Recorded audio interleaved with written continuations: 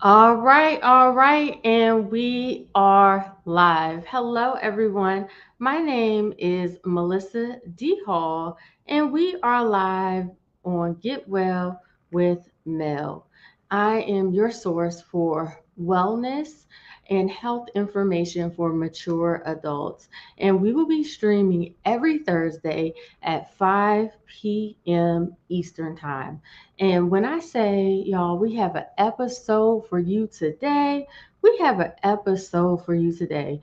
We will be talking all about the one big beautiful bill and how it is affecting your health care is specifically Medicare and Medicaid.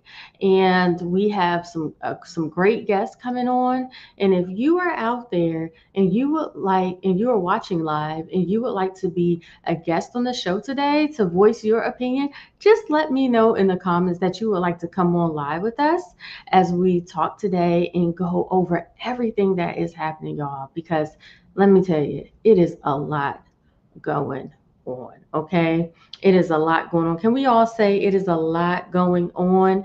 So, as you all come in, even if you're on the replay, hashtag replay, can you just go ahead and let me know where you are watching from today? Let me know. Let me know in the comments. I can see you in the comments. I know we have some people in Raleigh, North Carolina, in Durham, North Carolina. We also have some people in Maryland. Let me know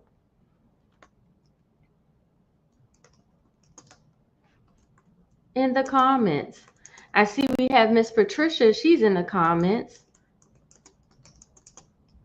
Hello, Miss Patricia. How are you? She's going to be joining us later. She is from the Bull City Skywriter. They are a local online outlet in Durham, North Carolina, and they give all things news that pertains to older adults, mature adults. And she broadcasts every day at 12 p.m. and she will be joining us later. So I am so excited about that. All right, who else do we have there? Okay. All right. Durham Skywriter from Durham, North Carolina. Who else do we have? Come on in and say hello. Also, special shout out to my LinkedIn family, to my Facebook family, to my YouTube family. So if you are watching us on any of those platforms, say hello.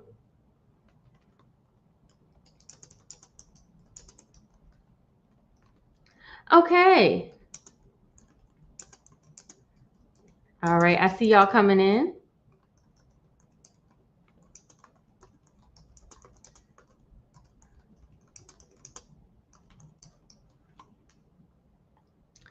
All right, Durham, North Carolina. Fantastic, fantastic. Well, I see quite a few watchers there. All right, all right, all right. So if you are a Medicare agent, because I know there are a lot of Medicare agents watching, if you are on Medicare, if you are on Medicaid, so those of you all who have senior grandparents, right? If you all have children, or just maybe just an adult yourself who is on Medicaid, you need to be listening right now because there are a lot of changes that are happening. If you're a doctor or you're working with doctors and providers, you need to be watching this right now. Um, and if you're concerned just for your family and friends and want to be informed, you need to be watching this right now. So I need everyone to go and share this out. Oh my goodness gracious, we have Miss Alicia Rodriguez. She is tuning in from California, y'all. Shout out to California. California is, listen, a big beautiful state. A big beautiful state.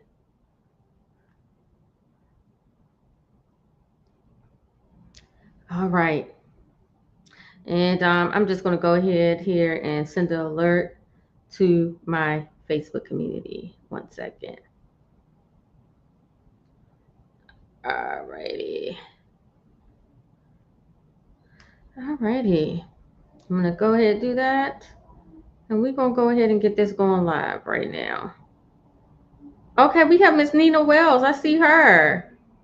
Shout out to Miss Nina Wells. She's actually a Medicare agent. So we are streaming live from StreamYard. So if you're not registered like with StreamYard, unfortunately I can't see you.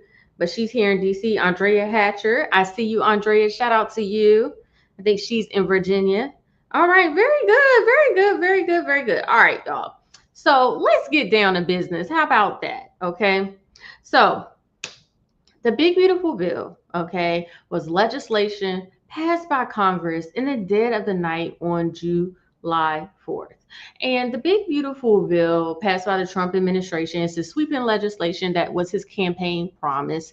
It affects almost every facet of life, right? It affects the budget, the deficit, it affects agriculture, it affects the environment, and most importantly, what we're going to talk here today, it affects healthcare, okay, such as Medicare, Medicaid, doctors' reimbursements, okay? It affects a lot of different things. And so its overall public goal is to fix healthcare, make coverage affordable, and protect seniors, right? And my whole thing with this, right, is number one, my goal, and honestly, whenever I speak, I am nonpartisan, okay, when it comes to issues of fact, okay? Because honestly, this is the issue of fact. What I want to talk about today is how this will truly affect you, what's on paper, and what is happening, okay? So, first thing I want to get into are the details, okay? When it comes to number one, I think the most sweeping thing about this whole thing is Medicaid and the work requirements, okay? So currently, if you are on Medicaid with this big, beautiful bill, okay, you actually have work requirements, alrighty? You have work requirements where you have to work 80 hours a month in order to receive Medicaid. And on top of these work requirements, you have to verify the work requirements and also income requirements twice a year. This is huge. And due to this change, they are expecting over 113 million people to become uninsured. Now, to be fair, again, because this is a nonpartisan conversation, states such as Arkansas have done this in the past. Okay, so the whole work requirement for Medicaid, it is not new. However, there are concerns about this for special needs people having to show that they are working or are looking for a job. Okay. Also, this with this whole big beautiful bill, they're expecting over $339 billion in cuts to Medicaid funding that is affecting number one, rural hospital access. So, since this announcement, there have been some hospital systems that have already kind of put it out there that they are going to have to shut down because the cut in the access of funding for them. So that is an issue with this whole big beautiful bill. Now, I will say some of these changes that we are seeing do not take effect until 2028, which is good. Okay. And the reason why that is good, because we have what we call midterm elections. Put in the comments midterm elections. Okay, I see you all there. Midterm elections. So when you have a midterm election, they are hoping that some of these things do not go into effect or they're able to reverse them.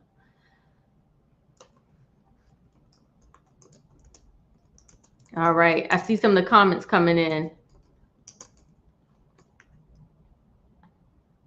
Okay, all righty. Another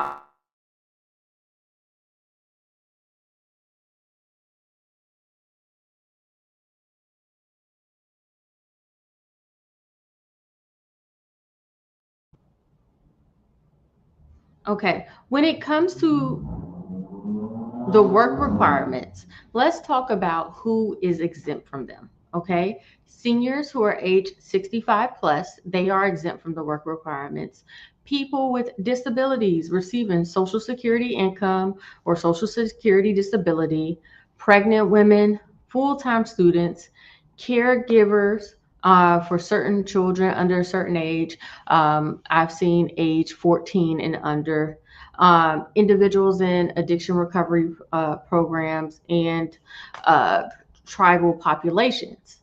When it comes to work requirements, what actually counts as work? Okay, because again, you have to prove that you are working at least 80 hours a month in order to receive Medicaid.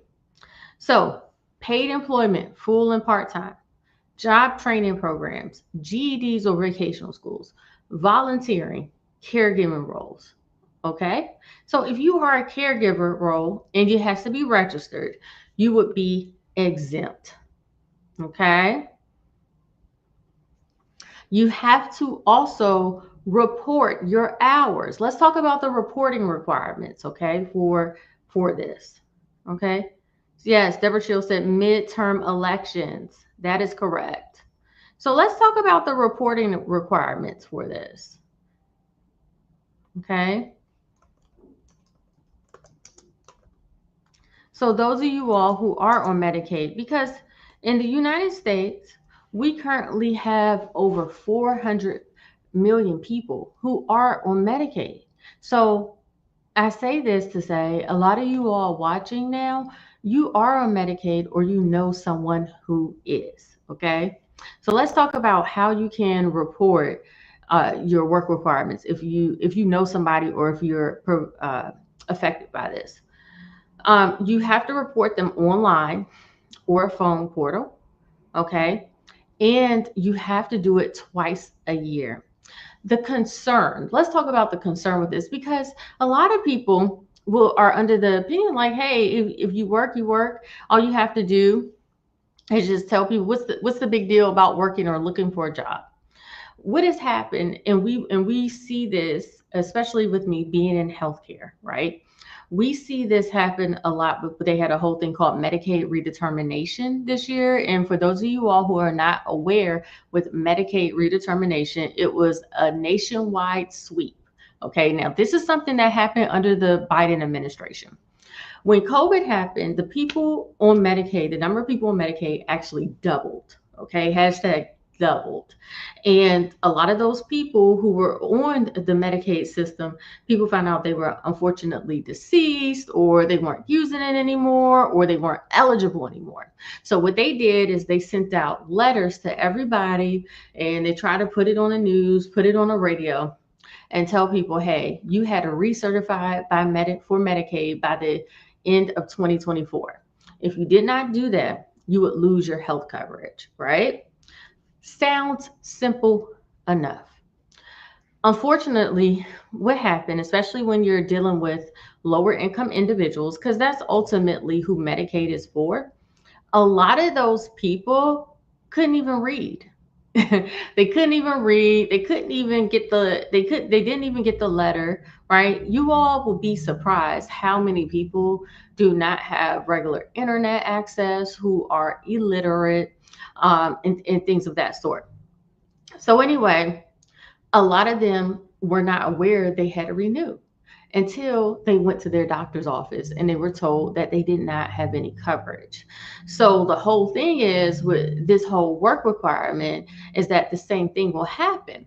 Now, you will say to yourself, well, if they don't have coverage, they could just go ahead and go on the ACA, right?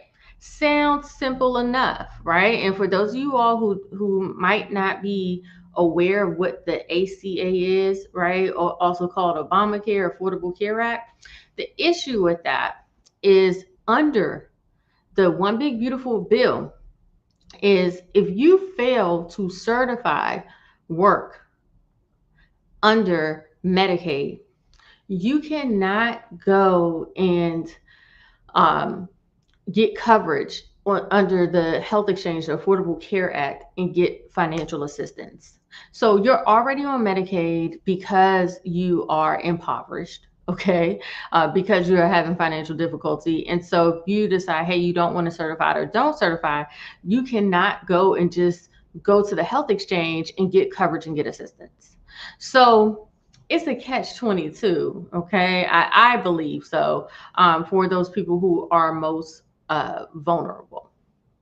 Okay. Any questions? All right, next up, you all, because let's see. All right, another thing with the cutting of funding, right, that I, read online in my research was this, which I do think it is an issue with this one big beautiful bill. Okay, there is a caveat in there for the states that they cannot raise their own money for Medicaid funding. So let's say if the state of North Carolina, state of Maryland wants to raise funds, maybe they'll issue a municipal bond during the midterm elections to fill in the gaps of the government cutting their funding. Unfortunately, they are not allowed to do that. Yes, I know. So that is the issue. I do feel that is an issue. Okay. Any questions, y'all? What are you all's thoughts on this? All right, I see some people. Let me check in with my Facebook audience and their thoughts on this. Okay. Yes, I see them there.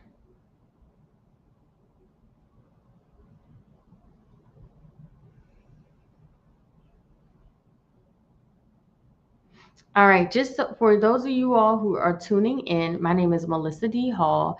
This is the episode Get Well with Mel, and we are talking all about the big beautiful bill and how it's affecting your healthcare pertaining to Medicare and Medicaid. So we thank you all for tuning in, and go ahead and share this out to someone who may need this. So let's get into Medicare and how this one big beautiful bill affects Medicare. Okay.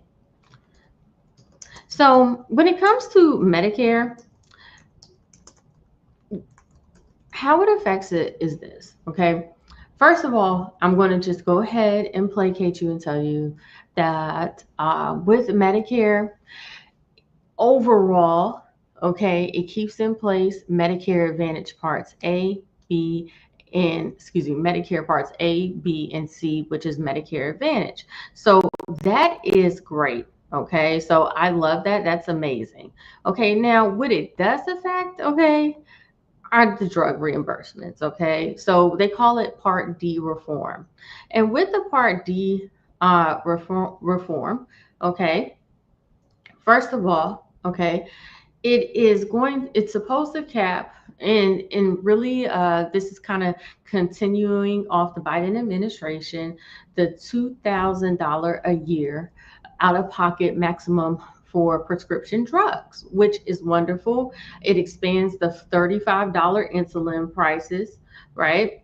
And it does, and this is, and I'm going to be honest, this is something that I was trying to figure out, because on some of my research, it says that it limits uh, Medicare's ability to negotiate drug prices. So that could really lead to higher drug prices. So that right there, I was kind of concerned about, because I know with this administration and just with others, that has been a big deal with it limiting. And honestly, the language around them limiting the ability to negotiate drug prices was very vague. Oh, hello, Mrs. Darlene Gordon. Hello there. Hello there. Thank you for tuning in from Maryland. Um, we appreciate you. So, with them limiting the ability to negotiate drug prices, this is very concerning, because I will say this, in other countries like Europe, Europe and Asia, other developed countries, right? medications do not cost as much as they do in the United States, right? So let's say for Xarelto, which is a medication for the heart, right? We will easily pay, $1,500 for a pill, right? However, Xarelto in the UK will cost, let's say, $250. It's ridiculous. Like, they are definitely price gouging us, the pharmaceutical industry. So for them to limit that, that is something, in our ability to negotiate, that is something I'm really kind of concerned about. And how also too that will affect the 2,000 out of pocket maximum, because the issue with that is that if they are limiting our ability to negotiate some drugs, especially like the most important ones, the brand name drugs, right? Because for a certain time, every drug is considered or has the privilege to be brand name, okay, until I think it's a limited amount of time. Let's just say it's 10 years, okay? Then after that, you're allowed to make a generic of it. So if some of them are limited to negotiate in that respect, then I'm really concerned about which drugs will we really be able to get under that $2,000 limit. And I'm really coming from the perspective of a health insurance professional on that. So that right there, it does kind of have some question marks in my head. So that's something I'm concerned about. And so, hello there, Miss Marsha Reed. How are you? If you are watching the replay, hashtag replay, you all are watching Get Well with Mel. This is your number one source for information for mature adults for health and wellness. And we are talking about all the changes with the One Big Beautiful Bill and how it affects Medicare and Medicaid. Okay. So, next up, you all, another one change for Medicare under the One Big Beautiful Bill is expanded benefits for dental, vision, and hearing. Okay. And that is something that I'm really, really excited about. And I'm also interested to see how this will play out as well. Dental, especially, and vision, those are the number one, and hearing. And hearing. I cannot forget about hearing. Those three things, okay, they are the top most expensive things that I see older adults needing in my line of practice. So to hear that they are going to get some help with that, I am very excited, and I'm also curious to see what these dentists will do. To kind of just give you all just some clarity here, right? The average pair, let's say, of dentures, right, is about $2,500. The average Social Security check in the United States is $1,700. Okay. $1,700. That's the average Social Security check, and more than 1/3 of seniors. So 33% of seniors out here, they actually live below the poverty level. So if you could see the struggle in most plans, like original Medicare, they do not cover dental. Okay, hearing. All right, those of you all hearing, if anybody in who's watching has ever had to address your hearing, you know that it is very expensive. I mean, a hearing aid, it could be $2,500 just for one, and that is on the low end. So seeing that this is being expanded, I am really very curious to see how that will all shake out. I will say a lot of these terms that have come into effect with the One Big Beautiful Bill, they are still very vague. From what I'm reading, a lot of it is left to interpretation, to be honest. Okay, so one of the things that I wanted to talk about, okay, was which changing for providers. And once we talk about that, right? We get to providers, we're going to talk about Medicare Advantage, how that's going to change. But I also want to talk about the tax breaks, because the tax breaks, those things, they are definitely changing. And I'm very excited about that. So stay tuned. We are going to talk about these tax breaks because they are amazing. Okay. So the shifts for providers, right? Okay. They are shifting more from a fee for service to what they call value based care, meaning that instead of providers being paid, quote unquote, for what they do, right? So giving you a surgery or things of that sort, they are shifting more towards the outcome, of the patient. Okay. Them staying out of the hospital, things like that, value based care. So we are starting to see a shift in that, and this bill expands that. Okay. It also expands telehealth, which is amazing. Telehealth is huge. It is definitely a growing sector. So it expands that. Also, too, the Medicare Advantage Part C.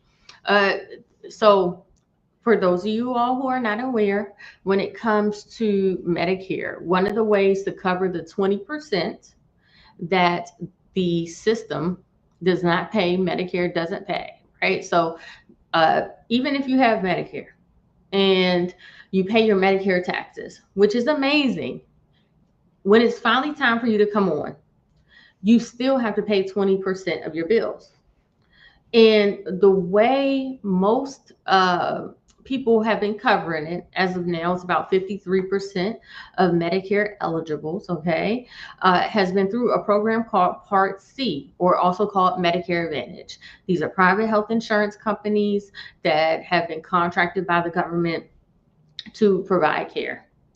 And unfortunately, and this is what you see all the commercials on. Unfortunately, there has been a lot of fraud with them. I mean, billions of dollars of fraud, not just from the providers, but from the health insurance companies themselves, in order to get more payments from the government, right? So now with this one big beautiful bill, they are having stronger regulations on Medicare, marketing, prior authorization, network transparency, cost transparency, requiring carriers to simplify plan designs, and that is amazing. Okay, that is amazing. I am really happy to see that. So we should definitely see just more transparency. One of the things when it comes to complex issues like healthcare, right, is that a lot of the people who use it the most do not understand what's going on. Okay, can we agree with that? A lot of people do not understand what's going on. Let me know in the comments. So I see that Maisha Johnson, she commented, appreciate your knowledge in support of the industry and Medicare industry. Felicity Hall. Thank you so much, Maisha. She's an agent out of Ohio. We truly appreciate you. I see Ms. Darlene Gordon. She said, thank you, Melissa, for sharing such important information on Medicare and such. We didn't know as seniors what to do and clarified it all for me and others. You all are so appreciated. That is what I'm here to do. And if you all have any questions, please feel free to put them in the chat and I will definitely answer them for you all. Okay. So, okay.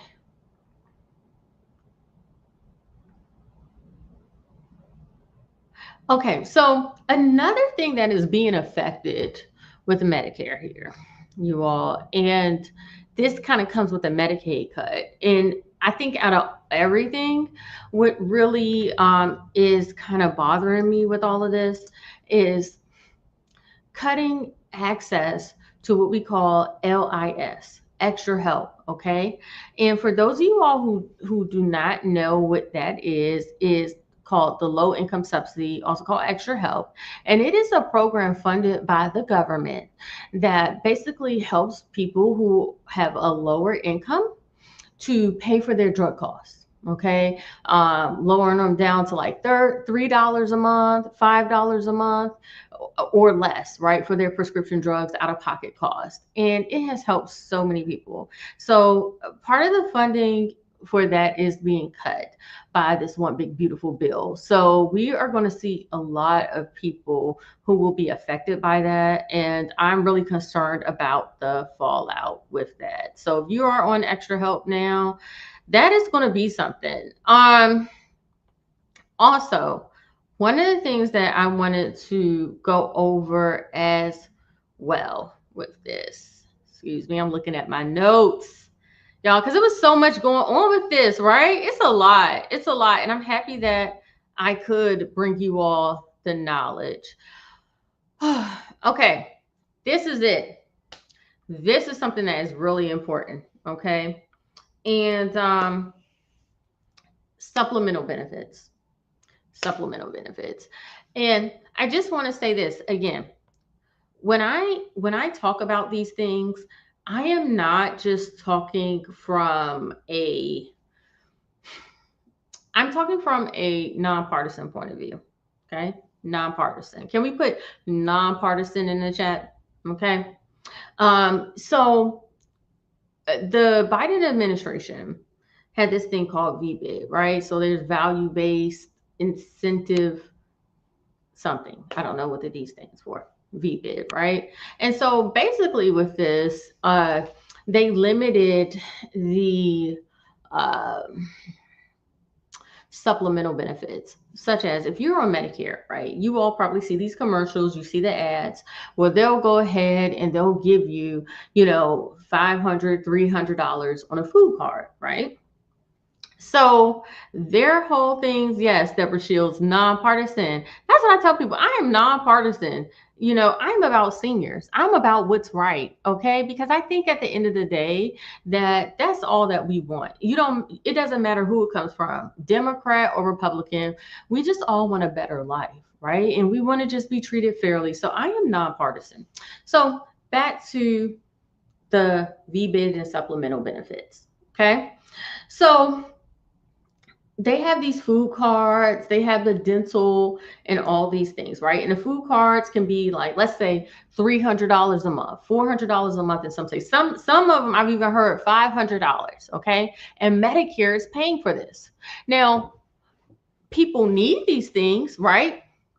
People need these things. They also pay for their food, also pay for their utilities. So with this legislation, it has put it in stone, okay, in stone, that they think that these benefits have to prove that they are actually making a difference in the person's health care, okay? Because what has happened is that these benefits and these Medicare Advantage plans have become commoditized. Okay. Hashtag commoditized in the chat. Just like just like car insurance, where you want $5 less, right? It has become commoditized to the point where it has taken the focus off of people looking for a plan that will let them go to the doctors versus how they can get the best food card, right? How they can get the bigger food card versus taking the focus off the healthcare. And honestly, the government is paying so much out in these things. It has really almost bankrupted the system for Medicare. I know you all are probably like, well, they'll just print more money and it's always a deficit, but it has literally gotten ridiculous. So with this legislation, it has really put it in stone, okay, that from moving forward, that if a plan has a grocery card, if the plan has dental, if a plan is paying for your utilities, and I think they've taken a lot of that away, they have to prove how it is beneficial, right? Or the person has a chronic condition. So really this year, when it comes to open enrollment for Medicare, a lot of people who are on these dual plans, right? Dual special needs, or not even just dual plans, right? Just Medicare Advantage plans, period, that are giving them health cards or food cards or utility cards are going to be taken away because the government just really can't afford it. and it's not beneficial, and it's making these more food card plans versus healthcare plans. Okay, and this legislation, the one big beautiful bill, has taken that away. And honestly, you all, I don't know how to feel about this. How do you all feel about it? Do you feel that it has become too commoditized? I see Maisha said it is a lot. It is nonpartisan. Deborah Shields said hashtag commoditized, right? So if you are watching this and you are a senior, you're an agent, you know somebody in Medicare, make sure you are looking at your, we call them ANOC. They should be coming out around late August, okay, where your health insurance provider will be telling you the changes, okay, to your Medicare plan. And those of you all, especially your dual special needs, those of you all who are getting food cards right now, you all will see them go away or be drastically reduced. Okay, so that's breaking news. Breaking news. So if you know somebody, okay, because those of you all watching, if you all know somebody who's getting a food card, who's getting a utility card, prepare to see them drastically reduced or taking them away. Somebody said if they don't, Maisha said if they don't have money for food and help with utilities, their health will be compromised. I totally agree. It will be compromised. It will be compromised. And that's the thing, because a lot of people depend on this. I was watching something, and they said that now people who are looking for food, who are going into food banks, it is over the level for COVID, right? So people are really dependent. You have to remember, a lot of these people, I could say in North Carolina, they're getting on average, $250 a month for food, for their utilities. The average Social Security check is $1,700. Groceries since pre-pandemic, okay, until now, 5 years later, they have increased by over 40%. So this is a big deal. This is a big deal. Now, what we are seeing is more of, I guess, proving it, right? And I guess that is more of like the, again, being nonpartisan, but just keeping it transparent. More of the Republican safeguard, okay, to have people prove, right, that they are in need of these things. And so what Medicare has decided is that they would move it more towards chronic plans, CSNP plans, right? That's also a name for it. So if you have a chronic illness, like let's say high blood pressure, heart issues, kidney issues, things of that sort, they will have plans. They already have these plans, but this year in Medicare, open enrollment season, annual enrollment season starting October 15th through December 7th, you will see these plans really come to the forefront. And those chronic special need plans will be the plans that will be offering the higher food cart levels and the utility assistance. Also, one of the other changes around this whole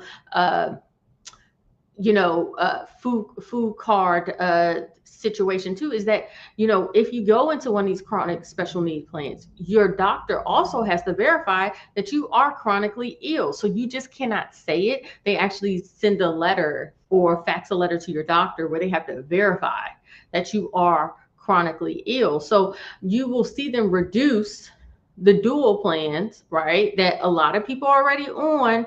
Okay, I would say again, 33% of seniors, okay, live below the poverty level. Okay, live below the poverty level. So that's a lot of people. Currently, it's about 64 million people on Medicare.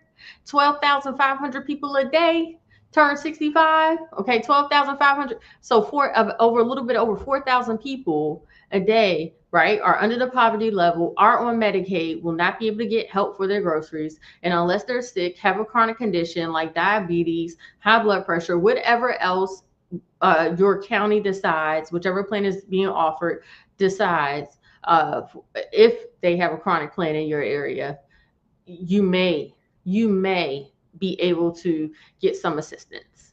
Okay. All right. Now let's talk about the tax credit. Okay. All right.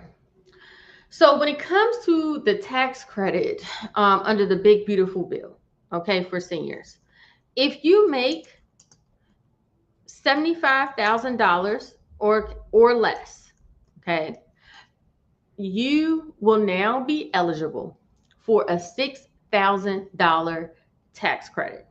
Okay. And that is a game changer for those on a fixed income. Now, if you're married and you make, I think it's $125,000, okay, or less, then you will get $12,000. Okay. And let's talk about who qualifies. Okay. And let's see here. So if you're 65 and older, okay, you must be a U.S. citizen or permanent resident. Okay. Um, Also, you can claim it even if you don't owe taxes. Okay. Even if you don't owe taxes, you can still claim it and get a refund. All righty. Also, you can receive it as a monthly lump sum.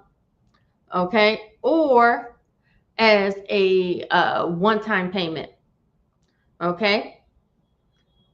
And you can claim it for your healthcare expenses as well. You can write off your healthcare expenses. So your premiums, right? Your dental and vision and hearing expenses, which I think is huge. Which I think is huge. Don't you all think that's huge? I think that's huge. An extra $6,000 you will be eligible for. Also, just to back up a little bit, for the Medicaid funding and eligibility for healthcare in the U.S., one of the things that I do want to point out that has changed with this whole thing is that if you are an illegal citizen in the United States, right? Because just because a person's illegal doesn't mean that they don't pay taxes. Currently, you're allowed to get health coverage as long as you pay taxes. Now they have taken that away retroactively. So that is one of the things that has changed with the big beautiful bill. So I do want to put that out there because I think that is important as well. That they have retroactively taken away a person's eligibility for health coverage with this bill. Okay. Also, I do want to thank our sponsors for today, Silver and Fit. They are our sponsors, Silver and Fit. For those of you all who are not aware of them, what they do, they are a health and wellness uh, company, okay, for seniors. And they have personal trainers, virtual guides. They help you with your meals. They will even come up with a personalized workout program for you. And you actually have a coach who checks in with you on your health and fitness journey. And, you know, you can even do in-home personalized workouts. So thank you so much to Silver and Fit. If you want to see that you are with, if you're eligible for Silver and Fit, is usually a no cost benefit that comes with your health plan. All you have to do is just reach out to your agent, or you can reach out to us at the Hall Insurance Group at www.thehallinsurancegroup.com, and we can see if you are eligible for Silver and Fit and all, or have it already. So thank you so much, Silver and Fit. We greatly appreciate you. All righty. So listen, y'all, this has really been a good episode. I really greatly appreciate you all for tuning in.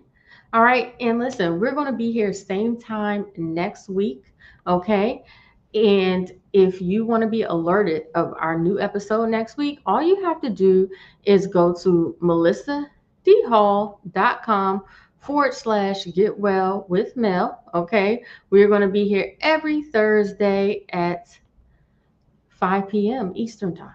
All righty. Thank y'all so much. And listen, if you have any questions, go ahead and comment. hashtag replay, right? Make sure you share this episode with somebody. This is going to be information that everybody's going to need, especially as we come into the open enrollment periods for Medicare, for the ACA, the Affordable Care Act, health insurance, right? Everybody needs to be aware because these changes, they're going to affect them all. And one thing we can all agree on, right, is that what? Health is wealth. Health is wealth. All right, you all. My name is Melissa D. Hall, and thank you all for tuning in to Get Well with Mel, your number one source for health and wellness information for mature adults. Have a great day.